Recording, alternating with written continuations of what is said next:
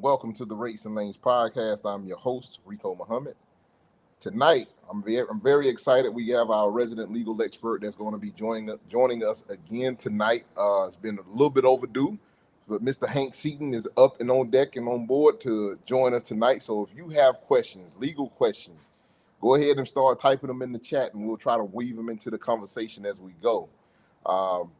Just a little bit of housekeeping. Always remember, please like, share, and subscribe to the videos. That helps us get the show out to a broader audience. Puts us in the YouTube algorithm, so to speak, in the Facebook algorithm. So we trying to do all these things and get the show out to a broader audience. We love our core audience, but we want to try to get it out to a broader audience. So if you would please do that, that would be very, very helpful. We would be eternally grateful for you doing so. Tell a friend to tell a friend about the show. And with that being said, I'm going to go ahead and welcome in my co-host, Mr. Chuck Snow. Good evening, Chuck. Hey, Rico, how are you, buddy? Doing well, doing well. You know, as they say, when life gives you lemons, you got to make lemonade. So, you know, we got the press out. We making a little lemonade. Oh, yeah. I hear you. You know what? I actually had a couple days like that last week where it all just little irritating things, one after another, you know, and you just, you can't get upset. You just shake your head and you go, okay, next. Right. You got to grin and bear it. But, yeah, sometimes the best thing to do is when things are going real bad, when just go outside somewhere and just yell at the top of your lungs, next. It makes you feel better. I might have to get at a shot one day. Your neighbors may think you went a little kooky, but well, I'll tell you what, I'm excited for tonight's show. It's been a little while since we had a chance to get Hank on, and it's always a blast when we get him on, and we don't never really have enough time. So I don't want to belabor the point. I want to go ahead and bring let's get him on. Bring our guest on, Mr. Hank Seaton. Good evening, Hank. How are you? Hi, guys. It's good to be back with you. It's great to have you. Hank's down in, for any of our listeners that are music lovers, Hank is down in Muscle Shoals, Alabama. Beautiful part of the world tonight. Yeah, on the Tennessee River. Yeah, just enjoy that part of the United States. Hank, we were talking a little bit in the green room, and I want to just bring our listeners up to speed here. There was a catastrophe here in Canada, in Manitoba, about I guess about 100 miles west of Winnipeg last week, where a truck T-boned a bus carrying I guess about 25 seniors and the driver, and the result was 15 people lost their lives. 15 senior citizens lost their lives. 10 people are in the hospital, some of them fighting for their lives, including the driver.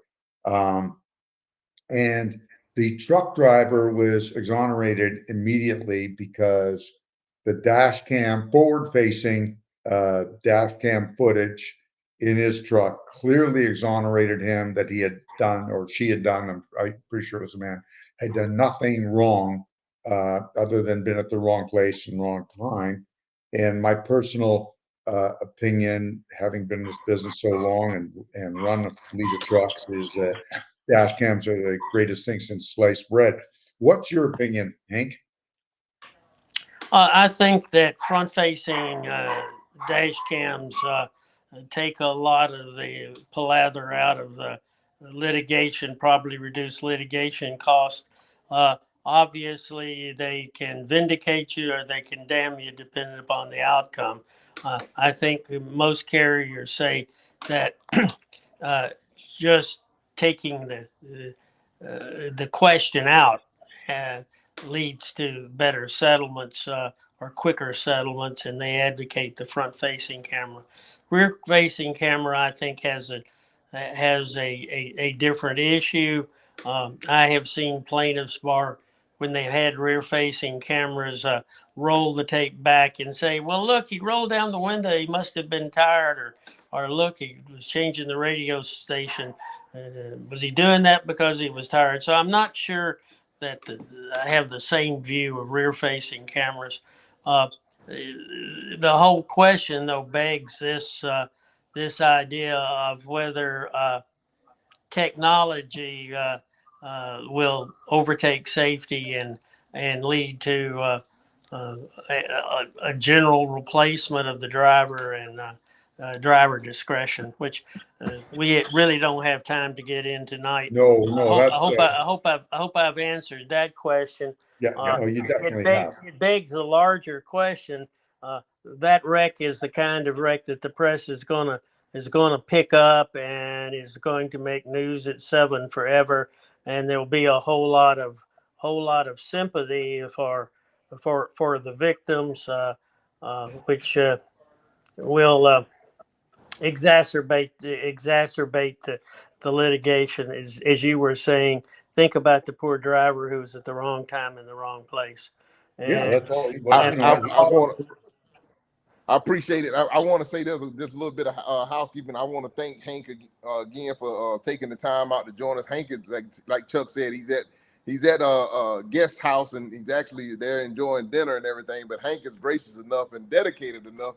He didn't have his computer with him. He jumped on his cell phone and is joining us via cell phone FaceTime. So Hank is the MVP for the tonight's show. oh We well, got thank you for that. yeah, thank The you. other issue though that is so distinctive is in Canada there's what we would call tort reform. Right. So it's just not the way it is down here. The first question plaintiff asks on discovery is how much are you worth? Uh, Yes. and that inequity here really frustrates both large carriers and small carriers. Large Yeah, that's carriers got to, because their that full net needs to worth change. is at stake, and small carriers because shippers are reluctant to use them since they know there's no red light, green light, and they may be held accountable for losses in excess of the million. So there's no easy answer to it, and we're not going to solve it tonight.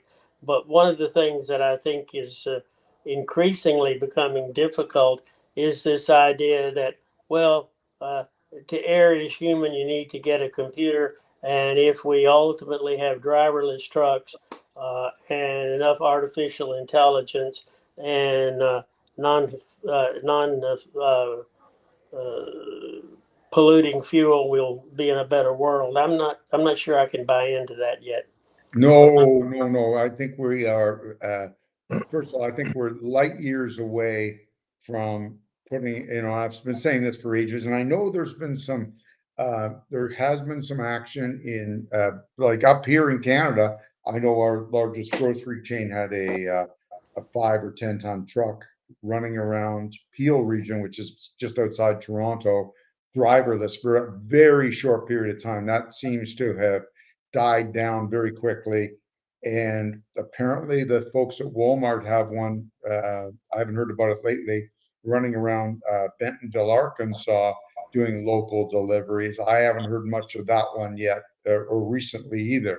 But that's the only ones I've heard of in the public domain. Of course, they're using them inside of different compounds and yards and things like that. The technology is definitely there. And I But know farming has really taken a shine to using autonomous equipment for yeah, they're the proponents of the Brave New World really haven't looked at all of the details. For example, if we go to all electric vehicles, the additional weight of the vehicle is going to mean that capacity, particularly like with automobiles, is is diminished by 20%. So you're going to see bills to increase size and weight limitations just to keep that more expensive vehicle yeah. We transporting the same amount of cargo. we had a gentleman on not too long within the last few months who leases. He's based out of head office is California, and he actually full maintenance lease on electric trucks and buses and And I think there's some cars, automobiles involved as well, that are used for But hire for leasing. that guy may have a business because probably leasing these vehicles in California is going to be the only way to survive out there. And then you just got a neat way to measure what your California surcharge is going to be. Well, The the two additional upcharge of leasing a compliant tractor. But there's still a couple of problems, and number one is because Rico was just about jumped off his chair. He had it all figured out. I never saw him so excited in his life. He was ready to sell his diesel truck and go and lease an electric one because the price was great for what you were getting, because it was all inclusive of fuel, which is charging, and I could hear the wheels grinding and the gears grinding in Rico's head through the computer, because he had a business plan, until our esteemed guest said, "Well, the only issue is you can only haul, I think it was 35,000 pounds," and Rico's excitement waned immediately, because he had I have to hand it to Rico, because he had the part figured out how you could only run it for so many hours, and then you had to recharge. And he had that part figured out. But the 10,000 pound less payload, that became a roadblock immediately, and Rico had to put the brakes on. Well, the auto industry, I work with the auto haulers, and they've recognized that, their typical 10-car configuration is all blown to hell when the cars weigh more and Right. the vehicles weigh more. So they've introduced legislation to pass an additional 10K on for the auto hauler, so that they'll be able to, they're going to pay more for the equipment, but they'll at least be able to have the same payload. And you can imagine what has happened. And that is, out of the woodwork comes people who think that's a bad idea for environmental reasons and the damage it'll do to the road and the rest of the stuff. So Well, it just appears as things are so contingent that even a remedial effort to save some economy is met with a contentious battle in Congress. You can't win, because if you're going to haul less, cars in order to max out your weight, well, then you're going to have more trucks on the road. Yeah, and of course, I have a friend who wrote an article entitled "The Silent Mode," and when you start looking at it, with all this gee whiz stuff for the highways, you keep asking yourself, where in the world is the railroad? When particularly you're looking at transcontinental hauls of automobiles and things. But look, guys, what I'd like to do, without hijacking this conversation, is to run through some things Rico and I were talking about before that have busted since I was here last, and may be of more direct consequence. One thing we were talking about is this past week, the FMCSA came out with actually its final rule, Right. or guidance in the dispatch service issue. Now, the dispatch service issue was something that Congress directed them to deal with, and it all spun from actually deregulation and the large number of small carriers getting into the business who actually needed somebody to help them hunt freight, and were looking for uh, people who had sales experience that could function as a multi-agent. Right. It quickly demonstrated, though, that it was just one large loophole to justify fraudsters, because it was impossible to determine whether the voice at the end of the phone was licensed, authorized, and insured, whether or not he had any bony days, whether or not he was actually the agent for Joe's Trucking Today and 15 other people. Right. The whole concept has facilitated the bait and switch, in which some guy goes to a call board and says, "Well, I'm a Landstar agent. I work exclusively for Landstar. Give me that load, and I'll see that they haul it, or that they sign your contract. And they're really not a Landstar agent. Right. Well, if they really aren't a Landstar agent, and Landstar properly shows out that they've scammed you, then probably Landstar is not liable. But now who goes and tries to find that agent? His phone number's been disconnected. He didn't have any charter. He doesn't Right. have any bond, and the matter is just an old Southern phrase for it is worser. And Yeah. we've seen that play out over the past 6 months in this fraud issue. Most of the fraud we're seeing is not just as simple as double brokerage with a bond in place. It's identity theft. Oh, And Right. yeah.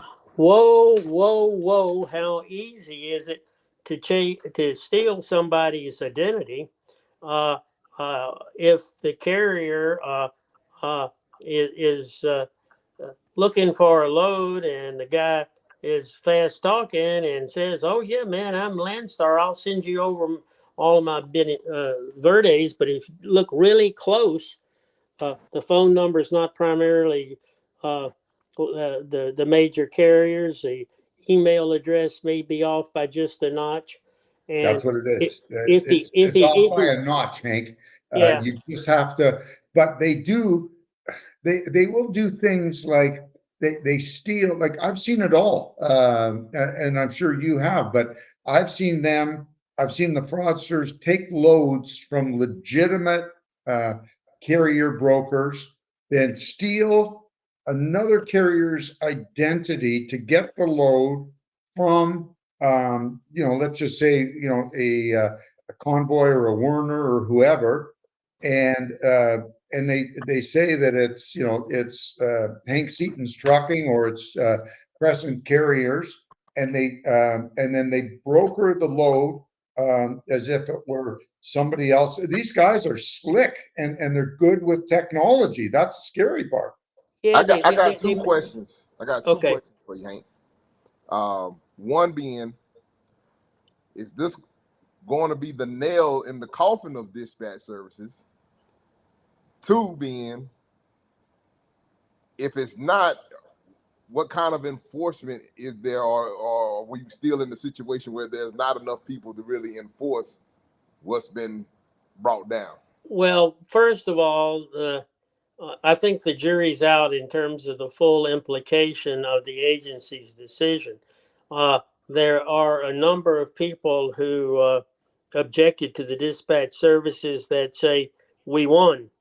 And the reason they say we won is because embedded in the agency's decision is an affirmation that it's not who handles the money, it's whether or not the intermediary has the right to select between multiple carriers. Because that multiple carrier is what opens the door for the identity theft Right. and you steal from what's a reputable, steal somebody's reputation, throw a couple of monkeys in the middle, and all of a sudden nobody knows who's doing what to whom.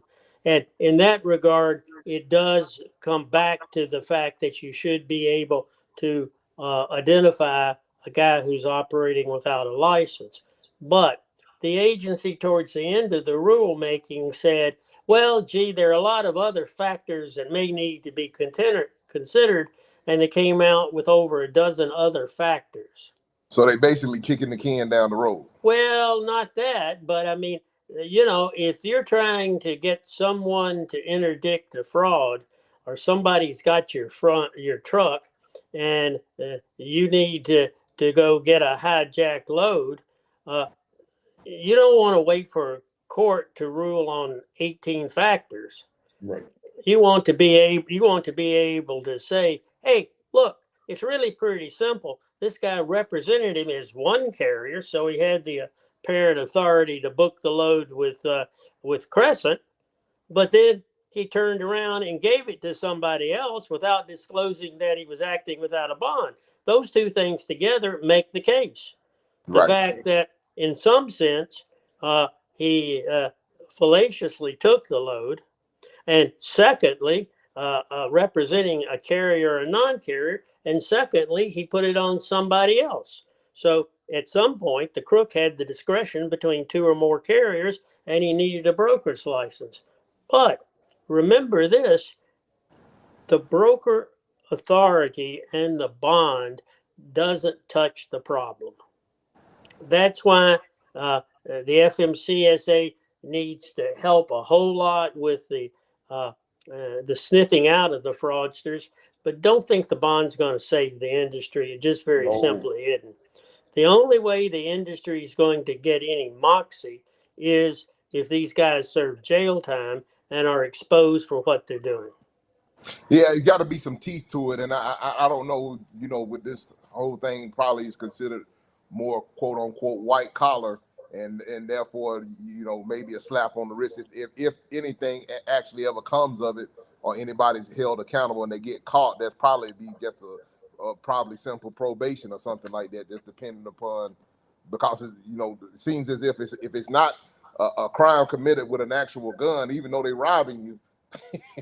Well, yeah, you're on to something there, but I've been in a couple of presentations in the past couple of months with CargoNet, and these are the people that have always tried to put some teeth in the not larceny by fraud, but physical larceny. The strong arm, the cargo cats. Right. And they're a dispirited bunch. Absent some mojo, there ain't nobody out there looking across state lines. Well, ultimately, the people in Arizona don't want to report the real level of theft in Arizona, because that all counts against them on their score of states. And they say, hey, we're here to protect the people in our hometown. We don't care about Werner. So, at that point, what you get to very quickly is it's just exactly like what the criminal fraud statutes are intended to do, to protect the nation as a whole, and not say it's not their job because it's across the state line. And that's why at least found something that a contentious industry agrees is a problem. I was heartened to see attorneys who represent the very largest of carriers and brokers come up and say, yeah, it's hurting our bottom line too, and it's got 7 or 8 figures on it. I mean, the amount of total losses are staggering, and they go largely unreported, and it's. I guess the level of pain is more for a small guy when a $50,000 hit will put him out of business than it is for it to be a $500,000 hit by one of the 50 largest. But, on this we can agree, it's undercutting the integrity of the system, particularly the spot market. And, I just think that issue has to be made. In that regard, here's a plug. NASTIC has been really helpful in conjunction with the other people that in our little group of 12 organizations in pushing this issue. They got 440 folks to sign a petition saying that this kind of thing was hurting little people. I think if we work together, that number could easily be 4,000 or 5,000. I don't even know. Easily. Well, there's so many of us. There are people who have been tracking this. It's not necessarily in any existing database. But when you start drilling down and you come up with one scam that defrauds 173 carriers in 3 months, and the bond only covers 4% of the claim, and 1.9 million is taken by basically a bait and switch. Yep. You've got to ask yourself, okay, the government ain't going to come in and save you. What can you do? And that's something that, hopefully the people that are listening will think about. I'll be willing to bet somebody a steak dinner that in the truckload market, somewhere in excess of 2/3 of all the shipments do not have the retained carrier's name on the bill of lading. No, I would not take you up on that bet because Right.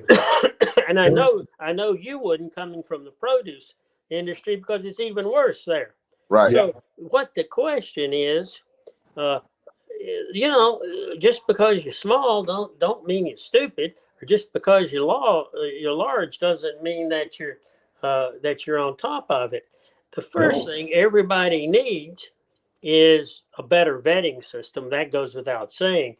Couple. FMCSA website, uh, uh, you know, you don't have to go very far when you figure out that there are 1,300 carriers operating out of one building in LA to figure out that the agency really isn't on top of it.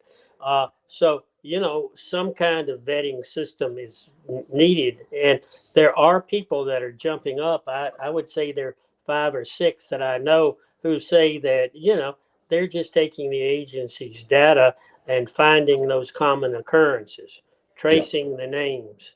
Couple And things real quick, Hank. I want to let the new listeners that are coming in, if you got a question for us, you can type it down in the chat and we should be able to see it and we'll get it weaved into the conversation. So if you got a question for us, just put it in the chat. Or if you got a question for Hank in particular, anything, all things transportation legal, you can put a question in the box real quickly. The second thing, Hank, which you cover in your book. Let me plug Hank's book real quick. I still need to send That's you a a new Bible, copy. man. One thing that could help, and when you're picking up shipments and stuff of that nature, most people have a TMS system where they put their loads in to do the invoicing and everything like that. And in most of those TMS systems, once you input all of the information, they will generate a bill of lading, so to speak. They will generate for your carrier. Would you recommend that's the recommended thing you issue if the person that you're picking up from, if the bill of lading that you're picking up from them doesn't have your name as the carrier on the bill of lading, would that be a good way to kind of CYA so that you got something you because as the carrier, it's your responsibility to produce the bill of lading anyway. Let me give you an example that came in today. I've got a very good friend and client who is threatening to be sued by Baxter Bailey. No. He issued a bill of lading for the load that the customer used that had his name as the carrier on it. Okay? The load got double brokered. A thief came in to take it. That idiot picked up the load, saw my client's name, didn't put his own on it, and now it's got Baxter Bailey trying to ruin my client's reputation with his customers by suing him. Now, look, that gets repeated every day. And it's basically extortion, and it needs to stop. But there are 2 ways to stop it, and you got one. And that is, as part of the load confirmation process, you put in your appendix for authority, the following security procedures will take place. And then you go into the load confirmation sheet will identify the name of the only authorized carrier to pick up the shipment.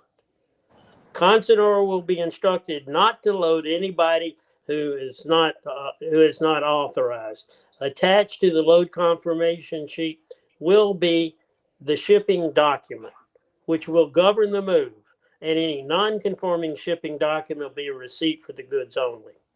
So at this point, if you put that in place, and some crookster is trying to set you up and having to sign your contract, he's going to look at that Appendix D and say, whoa, we may get caught at the gate. The dog grew some teeth. These people may catch you. Yeah, I think I've told you, but I'm going to tell you again. The first guy that I had that put it in called me 2 weeks later. And he says it's already worked. The dude showed up in Vermont to pick up a load of liquor, and it wasn't the name of the guy we hired, and he didn't speak English, and he said he was under lease to a carrier that we didn't know, and he was going to take it to Chicago, not California, so it didn't get out of the lot. Now that kind of scenario needs to be replaced daily. And ultimately, the consignors need to be instructed that it's negligent entrustment from their point of view to give it to somebody that isn't vetted. Because, to our point earlier, I'll just pick on someone, Clorox.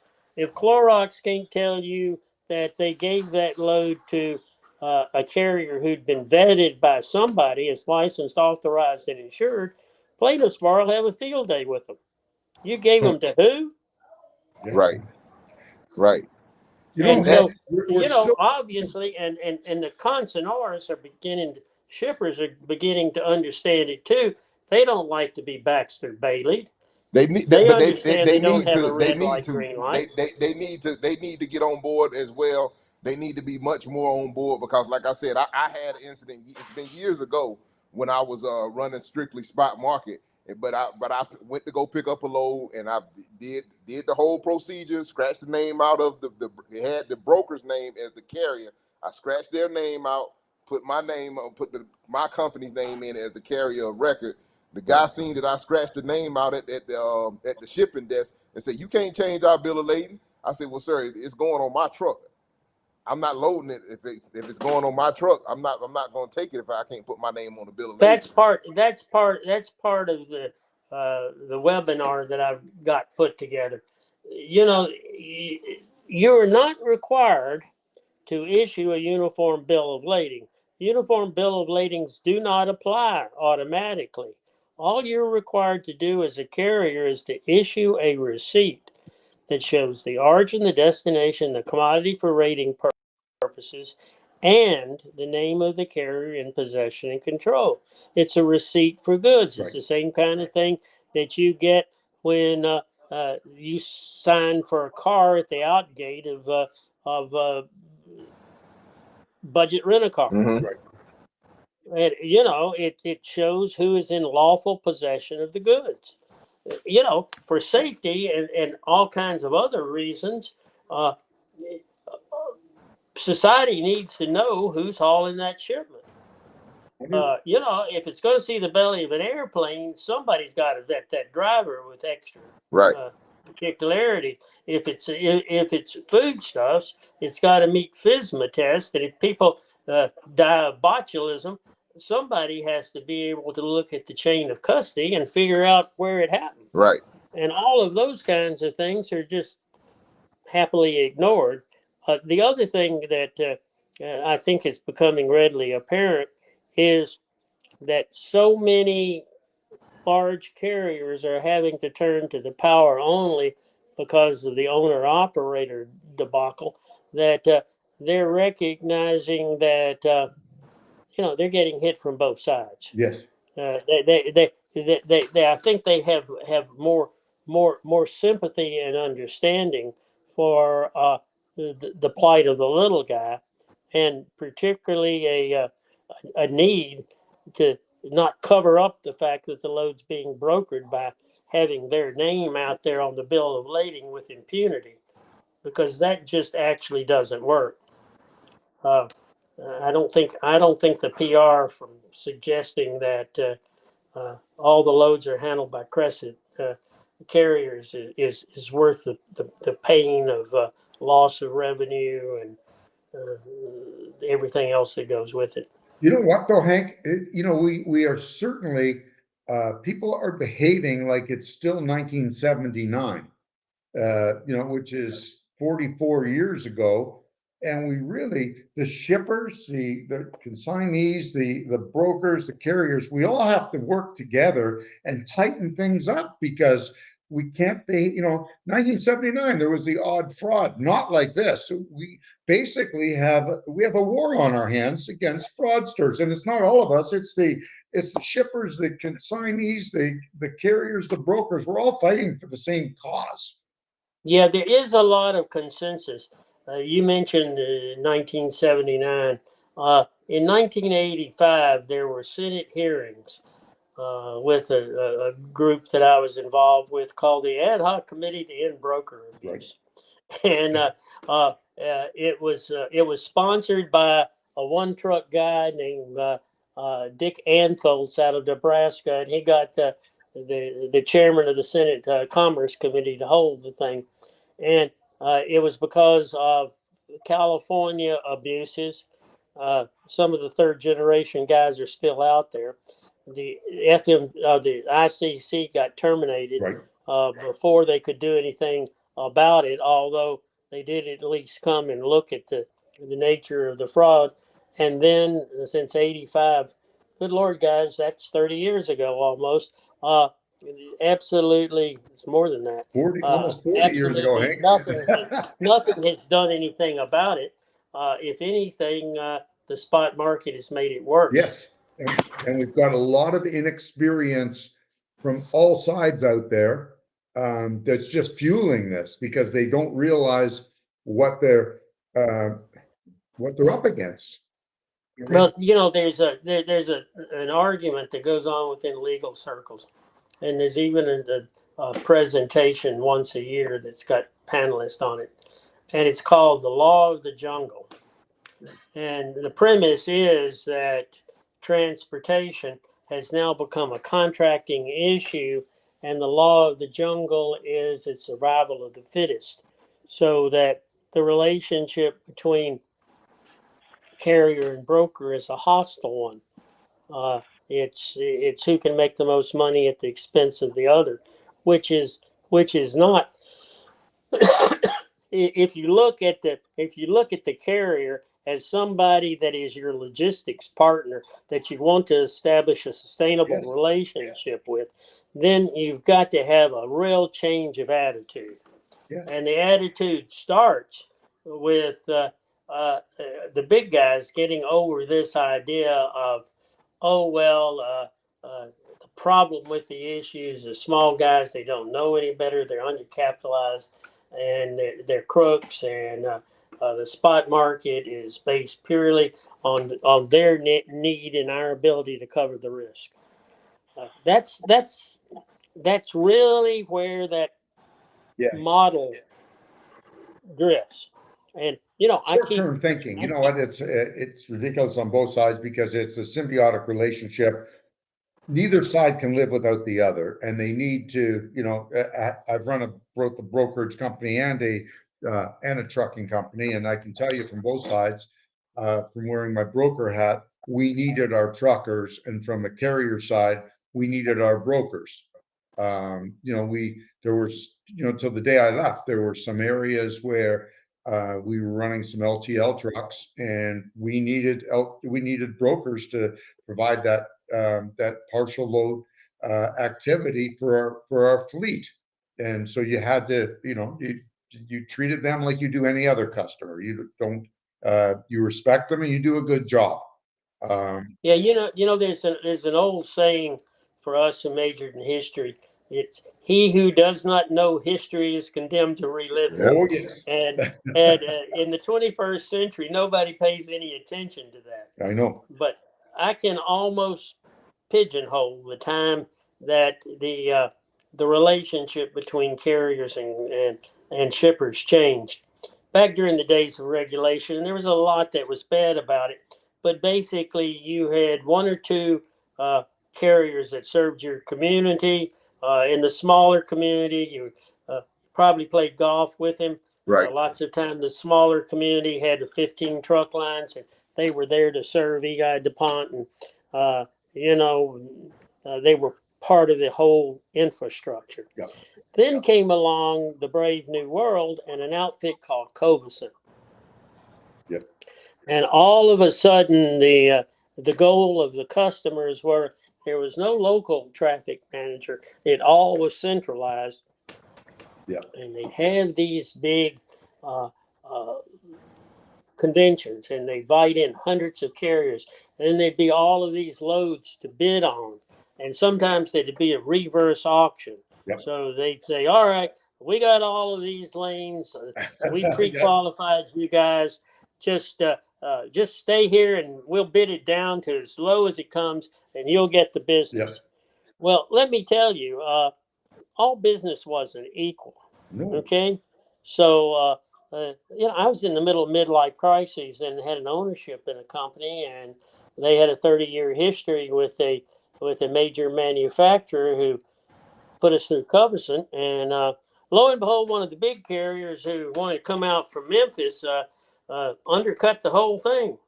Yep. And I didn't have to. I didn't have to worry. Most of our freight was to Canada, Yeah. and it was hard. It was hard to balance, and nobody was reading paperback books anymore. So there really wasn't a whole lot of future in it. But my approach was, okay, that's fine. We lost the bid. You lose the service. It was about 2 months before they called us and said, boy, we really need your help. We need somebody there local to wash out the tanks and spot it for Schneider. And I said, not my problem. It's not a great Not feeling. my problem. Yeah. Not my problem. The old arrangement in which you would help me find backhaul so I could operate more efficiently, and I had people that go wash out your tanks in the middle of the night. That was based upon sustainability. Right. Yeah. And I saw a lot of folks bid those rates down to destruction. Oh yeah, it was a. You know what? I It was a participated. bloodbath. Yeah. Unfortunately, that's still the case even on the spot market. You got people that'll run out here and that don't understand. When we talk about it ad nauseum. You got people that don't really understand operating costs, what it costs to actually run their companies, what it takes to be profitable. They just throwing a number up against the wall and they just trying to get something to get loaded on the truck. They don't really care what. And you got some people, unfortunately, that have great rates on a head haul, and they'll take stuff for pennies on a back haul, and instead of charging just what a fair rate, to come back, they'll take stuff on the pennies because they were like, well, I made so much money on the head haul, I'll take it back for nothing.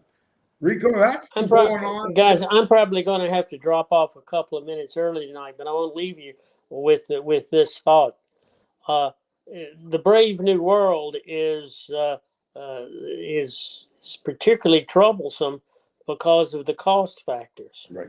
You used to say, well, gee, if you want a dedicated operation, let's get ourselves a 3-year deal with the cost of living adjustment, and then we'll just sit back and take a haircut on the rate, but make it up on volume. That's not available anymore. No. Right. Not only is that not available, but the spot market is making the pricing because it has to be elastic enough to take port shortages. Right. To take things like how much of a cost raise is UPS threatening to take? Yeah. I mean, what does that labor cost?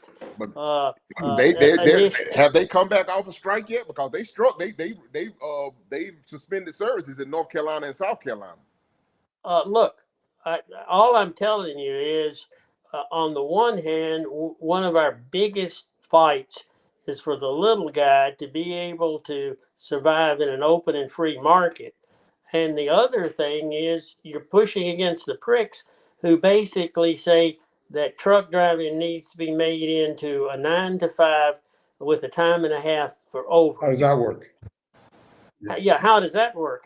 I'm facing situations in which guys are looking back at the number of hours they work and cobbling together lawsuits that says, well, gee, we were paid $21 an hour on straight time, but we got cheated out of overtime, and that should have given us an extra $10 an hour for the 80-hour work week we worked. And I want it looking back for 3 years. You know what? What is a pound of bananas going to be $12? Because that's what's going to happen with Well, I don't know. I mean, I think the cases are ludicrous, but what is being litigated is this idea of the Fair Labor Standard Act's exemption from overtime, Right. and how far does it actually go?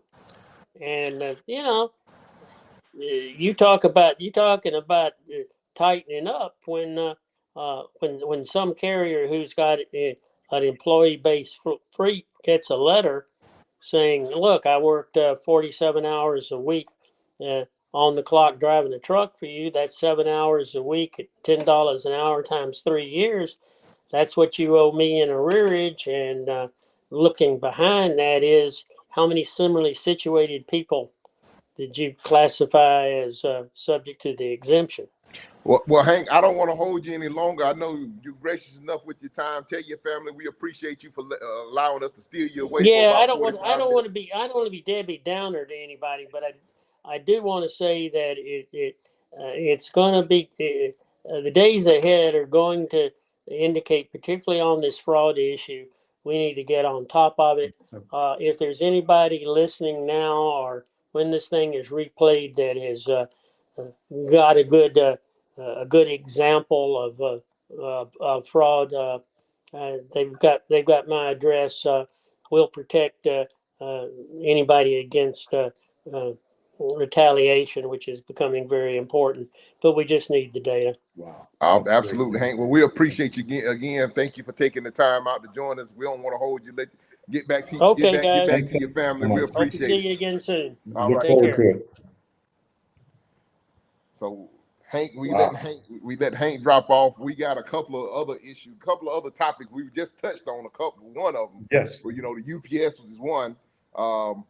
YRC roadway in trouble, financial trouble again. What have you heard about that, Chuck? Yeah, well, they've been, you know what, if you've watched them, they've been in financial trouble for a long time. I know that up here in Canada, I don't know about in the US, they had to do leasebacks on some properties for cash flow. You know what, they were a really good company, and unfortunately they got saddled with a whole bunch of pension issues. That's what started it all. A long time ago, because people, they're not the only ones. They seem to be terribly mismanaged though, because out of all of the Teamster units, because you got ABF Yeah. is a Teamster outfit, and YRC. I think you got some other ones up north that are Teamster outfits, but those are the big national ones, YRC and I think UPS Freight. UPS Freight is Teamsters back, I think, as well. But they seem to be. It seemed as if when they were separated, when it was YRC and Roadway, where they were two different companies, they seemed like it was managed a little bit better than. But when they merged the two, it just seems like the management just has been terrible from the inception of that whole thing. You there, Chuck? I think Chuck done froze up on me. He ain't moved or nothing. So yeah, okay. Let's see if I can refresh Chuck's screen real quickly.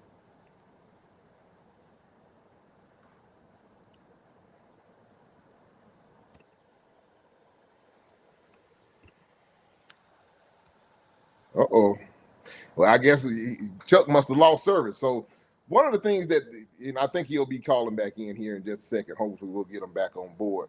But one of the things that really has surprised me is, like I was saying earlier, the mismanagement that they had over at YRC. They seem to have been very, very profitable, very professionally and good ran company when it was Roadway and when it was two separate entities. When they combined the two, when they made into the mega carrier, we thought that we thought that they was getting ready to start gobbling everybody up back during the whole I forget the year, but during that time frame, it was a bunch of mergers that was taking place, and they were one of the bigger mergers that took place. And we just thought that that this spelled like a kind of doom and gloom for the smaller people, because they were just going to, you know, be able to have so much capacity or whatever that's going to make it really difficult on everybody else. But it seems as if they just have really terribly mismanaged that whole situation. And they've, ever since the merger has taken place, they've gotten bailout after bailout after bailout, which was done by the Teamsters Union. And I think that the Teamsters Union finally put their foot down and said that they're not going to issue any more bailouts for them. And so it's kind of looking sketchy over that way for YRC. UPS is going through a strike right now as well. So I'm not sure how this is going to affect the overall market. I'm hoping that maybe that might put more capacity, well, not capacity, but put more tonnage or more freight back out there for the spot market. And maybe some of you guys that are still operating in the spot market might be able to squeeze out and get some better rates. It may be an opportunity there as well. Since UPS is on strike, you might be able to contact UPS and see if you can get some of that freight. See if you can pull some of the freight that they have already on deck. They probably are looking, you know, during the Christmas time, they always looking to add other people on, other carriers on, contract carriers on during that time as well. So it might be an opportunity in that space for everybody as well. And so with that said, I'm looking at the time. We're getting close to time. I want to let everyone know if you want to go out and get Hank's book, it's called Rules of the Road by Hank Seaton. Tons of information is inside of this book. We talked about all the different legal loopholes and everything that you want to try to do to keep your nose clean, things that can keep you out of trouble. It's really broken down really, really well in this book in layman's terms. So if you don't have this book, by all means, I encourage you to go out and get a copy of it. You can get a copy of it over at www.transportationlaw.net. That's where you can find all things Hank Seaton over at transportationlaw.net. He has a ton of webinars, other things, information available for you over there on that website as well. So you can go check those things out. And with that being said, ladies and gentlemen, until next week, we don't know who our guest is going to be quite yet, but we want you guys to stay safe out there, stay healthy, keep it in between the mustard and the mayonnaise, and God willing, we'll talk at you same time, same place. God bless you and good night.